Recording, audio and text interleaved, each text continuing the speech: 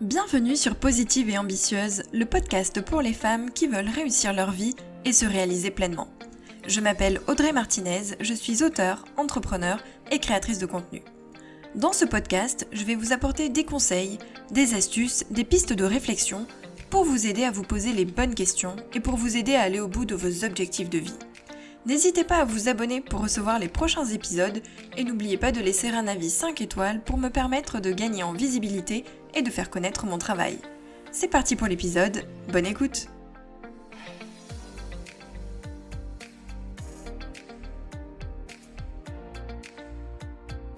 Bonjour à toutes, j'espère que vous allez bien.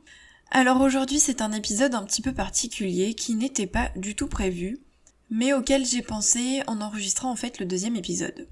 J'avais envie de partager quelque chose de très personnel sur moi, et c'est vrai que c'était pas du tout prévu parce que je me suis déjà fait une liste de thèmes d'épisodes, honnêtement, dans lesquels je parle d'entrepreneuriat et de développement personnel, et pas vraiment de moi, en fait. Le but c'est pas de parler que de moi, mais quand j'ai enregistré le deuxième épisode, je vous disais que parfois, la vie nous imposait des choses et que c'est ça qui nous faisait changer de chemin et qui nous faisait parfois évoluer.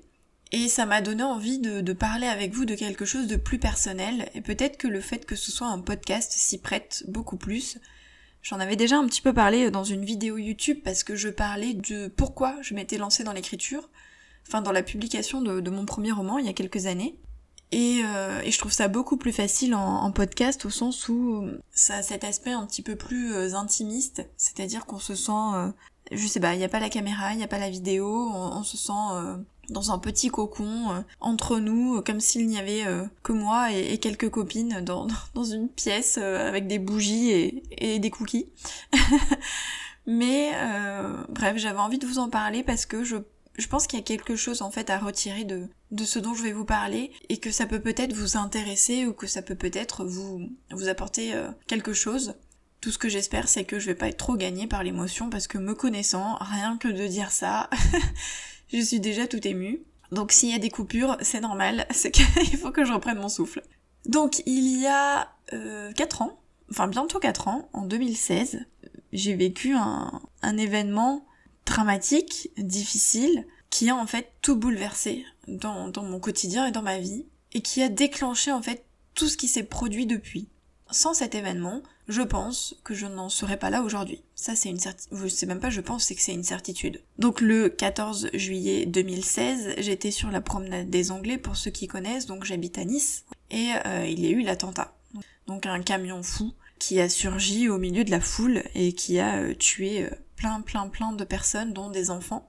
Et en fait, j'étais sur la promenade des Anglais, et ça s'est joué à pas grand chose. Pour vous réexpliquer brièvement, je l'explique d'ailleurs dans une nouvelle qui est gratuite sur Amazon, parce que quand ça s'est produit, quelques temps après, j'ai ressenti le besoin d'évacuer cet événement et d'en parler. Du coup, j'ai écrit quelque chose que j'ai publié comme pour l'extérioriser et pour que ça sorte de moi. Qui s'appelle Nice je t'aime, voilà, si vous voulez avoir peut-être plus de détails. Et en fait, donc il y avait le feu d'artifice, et il y a des scènes musicales en fait sur la prom, en tout cas c'était le cas, parce que depuis je n'y suis plus allée, mais il y avait des scènes musicales, c'est-à-dire des scènes sur lesquelles il y avait différents groupes, différents artistes, tout au long de la prom. Et en fait avec mes amis, du coup on avait vu quelques scènes, on s'était baladé en remontant la prom, et puis on s'était arrêté pour le feu d'artifice. Et une fois le feu d'artifice terminé, on s'est demandé est-ce qu'on allait voir la dernière scène qui était un petit peu plus loin, ou est-ce qu'on revenait sur nos pas. Et à ce moment-là, un ami qui était arrivé après nous dit que la dernière scène, honnêtement, n'était pas terrible. Du coup, je décide, finalement, si c'est pas top, on revient plutôt sur nos pas et on redescend, parce qu'il y avait une scène un peu plus bas qui nous avait beaucoup plu, avec de la musique très entraînante, et on avait plutôt envie de retourner vers cette scène-là. Et au moment où je prends cette décision et où on commence à marcher dans l'autre sens, on avait fait peut-être 3-4 pas, on entend crier, et il y a un immense mouvement de foule qui s'avance vers nous. Mais vraiment c'est assez impressionnant quand on est sur la prom et qu'on voit des dizaines et des centaines de gens courir vers nous. On voit dans le même temps des policiers remonter la foule à sens inverse, arme à la main, pour aller vers l'endroit où se produisait du coup à ce moment-là le drame. Et donc on s'est mis à courir nous aussi, On a suivi le mouvement, on s'est mis à courir dans l'autre sens, bref, je vous passe les détails. Mais le fait est que ça s'est joué à pas grand chose parce que dans la logique, on aurait dû remonter la prom pour aller vers la dernière scène. Et en quelques secondes, finalement, on a décidé que non. Et si on l'avait fait, on aurait été... peut-être qu'on serait plus là, parce qu'on aurait été vraiment là où le camion a malheureusement percuté toutes ces personnes. D'ailleurs, mes amis ont vu le camion de là où on était, parce qu'on était vraiment à quelques... C'est juste que, heureusement pour nous, on a décidé de commencer à marcher dans l'autre sens, ce qui nous a probablement sauvé la vie. Et quand je dis que ça se joue à pas grand-chose, c'est vraiment ça la vie, c'est assez impressionnant de se dire que cette petite décision, ce petit moment, ce laps de temps durant lequel on a réfléchi, finalement nous a permis de pas aller du côté où il ne fallait pas aller. Bref, cette soirée, j'ai eu beaucoup de chance parce que je m'en suis sortie indemne, en tout cas physiquement, tout comme mes amis. J'ai appris par la suite qu'une amie de fac n'avait pas eu cette chance et qu'elle était morte avec sa maman ce soir-là. Alors c'était quelqu'un que j'avais perdu de vue, que je côtoyais sur les réseaux sociaux, vous savez comme on fait souvent, j'étais à la fac avec elle, on parlait beaucoup, je me rappelle d'ailleurs de nos discussions quand on parlait de nos petits amis de l'époque. Et puis après on perd un peu le contact, on se côtoie sur les réseaux sociaux, on voit ce que deviennent les autres, mais voilà, je n'étais plus vraiment en contact avec elle, mais malgré tout, on a eu quelques jours pendant lesquels on s'est demandé, on n'avait pas de nouvelles, on savait pas si elle allait bien ou pas, et je suivais du coup sur les réseaux les nouvelles que donnait sa famille, etc. Et bref, on a appris quelques jours plus tard que malheureusement elle était décédée avec sa maman. Et tout ça, ça a vraiment été un électrochoc pour moi parce que je me suis dit que j'ai eu une chance extraordinaire et que j'aurais pu, moi aussi, perdre la vie 10 jours avant mes 30 ans. Et ça n'a pas été le cas. C'est-à-dire que j'ai eu beaucoup de chance et je me suis dit, il faut que tu fasses ce que t'as envie de faire. Enfin, en fait, ça m'a réveillée quelque part. Ça m'a réveillée parce que j'étais pas très heureuse à ce moment-là. Et j'étais pas malheureuse non plus, évidemment, mais j'étais pas là où j'aurais eu envie d'être. Et ça m'a réveillée parce que, d'un coup, j'ai eu envie de faire tout ce que j'avais envie de faire. Alors ça a pas révolutionné ma vie au sens où j'ai pas tout plaqué pour partir vivre ailleurs. J'ai pas fait de saut en parachute. Bref, j'ai pas fait des choses folles, Mais cet été-là a été quand même un été durant lequel je me suis posé beaucoup de questions sur mon avenir. Et c'est là d'ailleurs que j'ai décidé du coup de reprendre l'écriture du roman que j'ai publié qui s'appelle Maintenant et à jamais, que j'avais commencé en fait en 2015 et que j'avais laissé tomber. Et ça a été la révélation de me dire j'ai envie d'écrire. C'est là qu'en fait est née cette révélation, cette nouvelle vocation. J'avais commencé quand même à écrire en 2009 et 7 ans plus tard, je reprenais en me disant mais en fait c'est ça que je veux faire. Je veux écrire, je veux être auteur. Et c'est là que j'ai décidé de publier mon premier roman et qu'a été lancée en fait toute cette aventure parce que de ça ont découlé plein d'autres choses.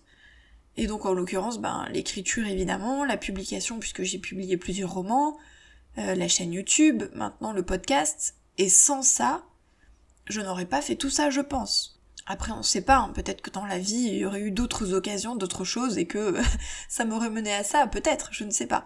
Mais en tout cas, à ce moment-là, c'est ce drame qui a tout déclenché. Et en fait, je me suis dit, c'est un drame, c'est horrible, c'est atroce. Il y a plein de gens qui sont malheureusement décédés, il y a des vies qui ont été brisées, des gens qui ont survécu mais qui sont brisés aussi, des enfants qui ont malheureusement perdu la vie. Et je me suis dit, il faut que t'en tires quelque chose de positif, toi. Toi, t'es là, toi, t'as de la chance, toi, t'es en vie, t'es en bonne santé, tout va bien. Il faut pas que ça t'abatte, au contraire, il faut que ça te donne la force de faire plein d'autres choses. Ça te donne la force d'aller au bout de tes projets, de te demander ce que t'as vraiment envie de faire de ta vie, de pas rester dans une vie routinière ou monotone qui ne te convient plus. Vas-y quoi, fonce. Et donc c'est de là que sont nés tous mes projets. Et en fait, si je vous parle de ça, c'est pas pour me faire plaindre ou faire pleurer dans les chaumières ou oui, on me l'a déjà sorti dans cette phrase, c'est magnifique quand même. C'est pas du tout pour ça, parce que si c'était le cas, j'en parlerais tout le temps.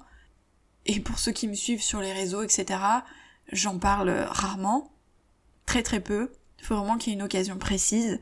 Même de ma nouvelle, quand je l'ai sortie, j'en ai même pas parlé. C'est-à-dire que je ne fais jamais la publicité de ma nouvelle.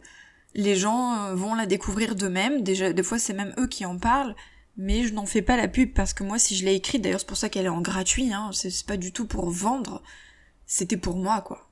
Je l'ai écrite pour moi parce que j'avais besoin surtout, j'avais besoin de sortir tout ça, et j'avais besoin, ça m'a fait du bien de l'écrire, et ça m'a fait du bien de coucher les mots sur le papier, et le fait de la publier, c'était comme si d'un coup, je prenais tout ce qu'il y avait et que je l'évacuais de moi, comme si d'un coup je passais la main à quelqu'un d'autre. C'est difficile à expliquer, hein, mais bref, ça m'a fait du bien d'écrire cette nouvelle. Et tout ça pour vous dire que j'en fais pas la publicité et que mon but c'est pas de vendre sur ce drame, pas du tout. Si je vous parle de ça, c'est parce que déjà c'est pour dire que dans chaque drame et dans chaque chose négative, on peut en tirer du positif. Évidemment, j'ai eu de la chance, j'en ai parfaitement conscience, j'en suis sortie indemne et d'autres n'ont peut-être pas cette chance quand ils vivent un drame. Ça, je le sais, mais je pense vraiment que la manière de réagir à ces drames, à ces choses difficiles, c'est là que ça fait toute la différence. On voit des personnes qui sont handicapées, qui perdent des membres, qui ont une maladie grave et qui malgré tout en sortent plus forts et arrivent à faire des choses extraordinaires et incroyables malgré ce qu'ils vivent. Et je me dis que si eux peuvent le faire, alors nous, on peut aussi. Et à plus petite échelle, dans les choses du quotidien, où on a des choses qui nous arrivent et qui sont pas forcément graves. Donc je pense vraiment que la manière de réagir à tout ce qui nous arrive et le fait d'en tirer des choses positives et de prendre ce côté, cet aspect positif en disant bon voilà, il m'est arrivé ça, mais je vais y aller quand même, ça va être une force, je vais arriver à surmonter tout ça, je vais sortir plus fort. Je pense vraiment que ça fait toute la différence. Et ce que je veux vous dire aussi, c'est que on n'a pas besoin d'attendre un drame ou qu'il nous arrive quelque chose de difficile pour chambouler sa vie. Moi, il m'a fallu ça à ce moment-là. Ça m'est arrivé, ça a tout bouleversé. Et je pense qu'on peut chambouler sa vie, qu'on peut se poser les bonnes questions, qu'on peut tout modifier, aller au bout de ses objectifs, vraiment se remettre en question sans drame, sans choses horribles. On peut se poser, se dire bon là, qu'est-ce qui va, qu'est-ce qui ne va pas, est-ce que je suis heureuse, pas heureuse, est-ce que je peux changer quelque chose, quels sont mes buts dans la vie, qu'est-ce que j'ai très envie de faire, quel est mon rêve, quels sont mes rêves. On n'a pas besoin de drame pour tout chambouler et pour se réaliser. C'est aussi ça que je veux vous dire. Moi, c'est ce qui s'est passé. Et voilà, c'est mon histoire. Je pense que je suis loin d'être la seule et peut-être que parmi vous, certains ont aussi vécu un événement qui a tout bouleversé, qui a tout chamboulé, grave ou non, hein. Parfois, il peut y avoir des choses plus... des choses moins graves, des choses peut-être moins importantes, des choses moins puissantes, mais qui peuvent quand même faire un déclic. Mais on n'a pas besoin de ça pour se poser les bonnes questions et pour se dire bon maintenant ça suffit, j'ai qu'une vie, qu'est-ce que j'en fais? Donc voilà, ce que j'avais envie de vous dire c'est déjà que vous connaissiez un petit peu mon parcours et mon histoire, même si j'ai essayé de pas trop entrer dans les détails, mais pour que vous sachiez qui je suis, parce que c'est aussi important que vous sachiez qui est derrière ce micro. Et puis, surtout pour vous dire, ne perdez pas de temps. La vie est courte, on n'en a qu'une seule, on sait pas de quoi demain sera fait. Je sais que ce sont des phrases bateaux qu'on sort à tout va, mais pourtant elles font sens vraiment si on s'y attarde. Et il faut écouter ces phrases, il faut pas les entendre, il faut vraiment les écouter intensément, il faut les absorber. Et donc, posez-vous les bonnes questions. Cherchez quels sont vos rêves, vos envies, vos objectifs, qu'est-ce que vous voulez faire, qu'est-ce que vous voulez être. Comment vous vous voyez dans 2 ans, dans 5 ans, dans 10 ans? Est-ce que votre vie vous convient là actuellement? Est-ce que vous avez envie de changer des choses? Est-ce que vous êtes épanouie? Est-ce que vous êtes heureuse? C'est important parce que c'est pas à 60 ans, à 80 ans qu'on se réveille. On a le temps là. Peut-être que vous avez 20 ans, 25 ans, 40 ans, 50 ans peut-être. On a encore le temps. Mais il faut le prendre ce temps. Il faut pas attendre, faut pas se dire plus tard. Avant, et je terminerai sur ça, et même encore maintenant, j'ai envie de dire, on attendait la retraite, c'est-à-dire qu'on se disait quand je serai à la retraite, je ferai ça. Par exemple, je me remettrai au dessin, à la peinture, je voyagerai. Et puis, il y a des gens, à 50 ans, à 60 ans, malheureusement, crise cardiaque, AVC, maladie, perte d'argent, divorce, il peut se passer plein de choses dans la vie. Et parfois, c'est presque trop tard. Parfois, c'est pas trop tard, on a encore le temps d'avoir un électrochoc. Mais si on a une crise cardiaque et qu'on survit pas, à 59 ans, on fait quoi? Bah c'est trop tard.